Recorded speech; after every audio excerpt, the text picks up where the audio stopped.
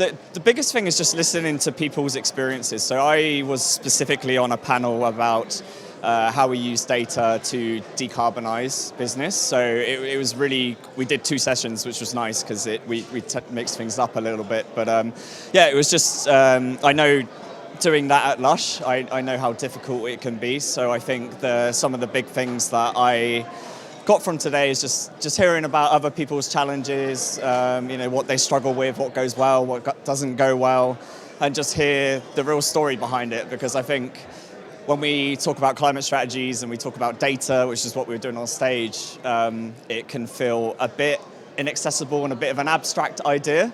So yeah, it was nice to see the human element of it in that panel. Yeah, I mean, everyone's really friendly.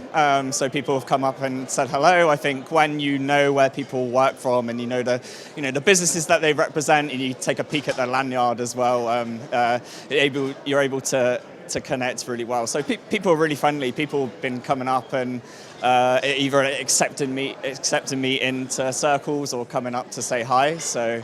Yeah, it's been really good networking, and yeah, now is a really good opportunity to do that as well because they're bringing out wine and champagne and all that stuff. So unofficial conversations to be had, I think.